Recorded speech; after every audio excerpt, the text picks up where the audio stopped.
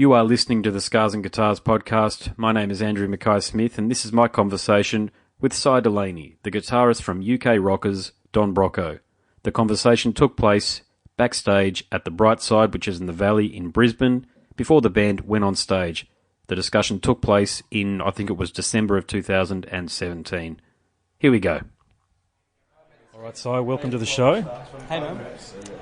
London, Paris, New York, Los Angeles, Fortitude Valley. How have we been treating you? It's been really good, man. It's been really good. We didn't realise that the area had such a vibe when we got to Brisbane, and we landed on our feet in Fortitude Valley, and we've been eating great food, drinking amazing coffee, meeting cool people. It's a cool part of town.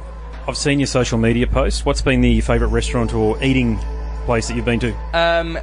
The favourite restaurant so far...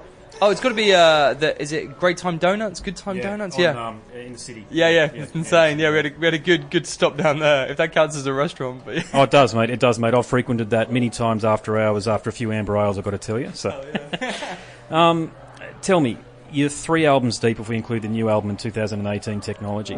Tell us all about Technology. Specifically, I'm interested if there's any themes or concepts running through the album. Sure. As an album, it's definitely a reaction to our previous record, Automatic, which was super smooth and polished. This one was way more kind of spontaneous and impulsive and kind of rough around the edges. We tried not to overthink anything. We tried just to go into it, and if it felt good, just to commit and do it rather than kind of pick it apart, which is something that we used to do with a lot of our songs. In terms of like a general theme, lyrically, there's an awful lot about the symbolism of technology and the kind of overbearing power of technology in today's society, and how dangerous that can be. It's mostly kind of identifying that while technology is a huge positive, there are some very, very dangerous elements of it, specifically in things like social media. And we've noticed we were a generation that grew up without social media, and then it came kind of halfway through, 2/3 of the way through our lives. Mm-hmm. But now we're seeing a generation of people that have never lived without it, and it's definitely a pretty scary time. It's shockingly scary. I tell you, I'm the father of 2 daughters, and my eldest daughter is 4.5. It's like she was born with an iPad in her hand. I can imagine, yeah. It's something to your exact point, growing up with standard copper phone lines and all that sort of stuff, and, having to call, your mate and actually get their parents first before you could get them on the phone at an appropriate time of the night. Technology's all invasive, isn't it? So my next question would be about the album cover. I'm digging it. It's up there for one of the contenders of album cover of the year in 2018, because I know it's coming out next year. We're glad. So a bit of a papal dog thing going on. Tell us about that. Yeah, I mean, we wanted to do something that was going to polarise people. I'm stoked you love it. That's awesome. Like, we love it. We knew that some people would hate it, and that's kind of why we really wanted to do it, because we don't want to make people sit on the fence, whether it's with the music or whether it's with the aesthetic and the art concept. Yep. And the idea behind it was basically there is this kind of religious symbolism there, and there's a religious figure which is kind of making a commentary on the fact that in the world, technology has kind of risen to this point where it's the new religion. People blindly follow it, and people will do anything for it. And that's kind of what the cover's going for, with just this kind of fierce message. We loved putting the dog face in there because it was just so aggressive and it was so jarring, and that's what we really wanted to convey with it. Yeah, sweet. Mate, you're a foundation member of the band. So what I am going to say to you is congratulations on surviving since 2006 or 2008 or whatever it's been, mate.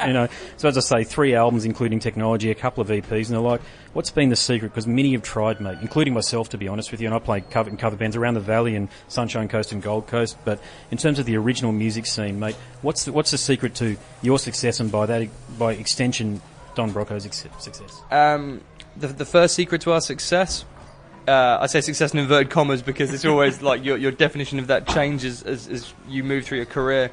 Yep. The first element to any kind of longevity was we stayed at home with our parents for a long time, because a lot of our friends wanted to be in bands. They're like, we're going to be in a band, we're going to be 4 cool dudes to get a house together, and you end up just fucking spending all your money on rent, working a job just to spend your money, just to live.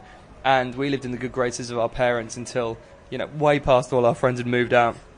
And if we hadn't been able to do that, there's no way we could have carried on, because as anyone that's been in a band can tell you, you don't make any money. I can definitely attest to that to the listener, yes. For real.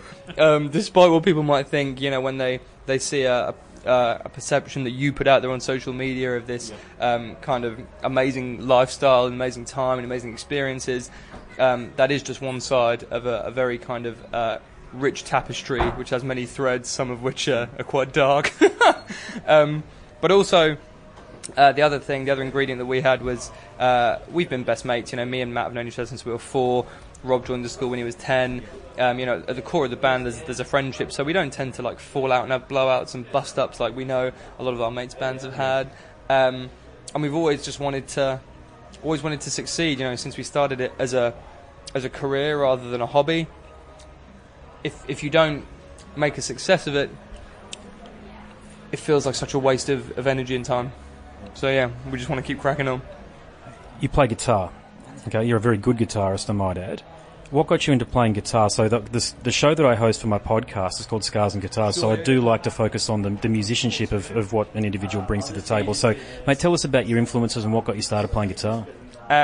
So the band who first got me into kind of guitar music in the UK were a band from Ireland called Ash, who were a kind of alternative band. Them and Weezer. Yeah, for real. And they were my favourite band growing up. My dad got me the Ash chord songbook, and my cousin gave me one of his old guitars, and I started playing. And so I've never had lessons. I'm not a master of any kind of technical ability, really. I've just done what always feels good. You've got great rhythm, though. Thanks. Great rhythm. Cheers, yeah. But yeah, I can't read music or anything. I've always just gone with what feels good.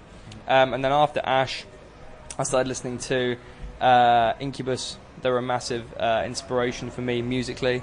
Mike from Incubus was probably a very formative part of my kind of guitar playing, because I was just learning how to play his riffs, learning his kind of technique. And yeah, that really kind of paved my journey. Challenge. What's been the biggest challenge that you've faced in your career to date? The biggest challenge, there's different challenges every day. It's hard to kind of define one thing. I think the biggest challenge for us was on our last record. We were on a major label, which is a blessing and a curse. And part of the curse is that we became very frustrated with not being able to tour and release our music in foreign territories. So for us as a band, we're finally coming to Australia, and we're on our third record. We were part of that issue. I think this is the first time we're getting an actual proper release, isn't it? For real, it's the first time we're getting a proper release. And it's not because we didn't want to release our records in foreign countries, it's because the label don't see it as a worthwhile thing to do, because they might not think they're going to see the return quick enough, or they don't want to invest the money it takes to put you in a foreign market. And so the biggest challenge, I would say, for us was the complete frustration and not being able to tour in countries where we knew people had heard of the band, but we couldn't get to them. So you were with Sony, correct me if I'm wrong here, and then you went to Epic. Yep. And now you're with Nuclear Blast. Indeed, What's the relationship like with Nuclear Blast? It's incredible. So we're on a new label within Nuclear Blast called Sharp Tone Records, who are based out of Los Angeles. And these guys are, it's going to sound so cheesy, they're music fans. And there's a big difference between guys that work at labels and fans and who aren't, yeah. And so this guy who heads up Sharp Tone Records, he was playing Guitar Hero in America, played one of our songs, didn't know who we were, loved it, tapped up our management, and fortuitously this came around the time that we were trying to leave Sony because of this frustration about not being able to play anywhere else that wasn't London. And it all just kind of all fell into place. It kind of felt like one of the fated moments of our band's career that was like, wow, this actually worked out like this for a reason. And they're amazing. They've let us follow our creative vision, even at times where it hasn't been necessarily what they would have done. They are 100% supportive in giving us the kind of the reins to steer our own course. It's been amazing so far. Well, I think they're smart to do that, given the volume of Facebook followers you got and the fact that you're actually And this is interesting for us here. You're an arena band overseas, in Europe and in the US. So I think we're very lucky to actually get you down here to play in a venue like the Brightside, with all due respect. So, oh, dude, we're stoked. This is where we came from. It's amazing to be doing these shows. Any Australian bands that you're aware of that might have even been an influence over you? So, say from metalcore, deathcore, and hard rock. Of course, yeah. I mean, the we might have influenced or have influenced us. Yeah, either way. Actually, sure. Yeah. Okay, so one of my favourite bands of all time is In Excess. Nice. So yeah, my the root of my rock passion comes from a very Australian place. For real, yeah. So yeah, I love In Excess. I watched their live at Wembley Stadium DVD when I was a kid, and I still watch. It just blows my mind. They're a gateway band, aren't they? They are a gateway band. They get into music in general, yeah. They get you into music, and it's such a kind of a rare gem to find a band who are so fucking no holds barred rock, but are so pop. And there's no kind of distinction between the two. It's just this immaculate fusion of awesome vibe. So yeah, they've been a big inspiration. We really love a ton of Australian bands. Like, we're big Parkway Drive fans. We've seen those guys play a ton in the UK. It's amazing to see how well they do in our market. It's incredible, mate. Because they kill it. Yeah, they're down the road from me, actually, in Byron Bay. Yeah, and they named their band after the street that they live on. Sure. And they're two. I've never met them before, but I'm friendly with a bloke who has something to do with their management.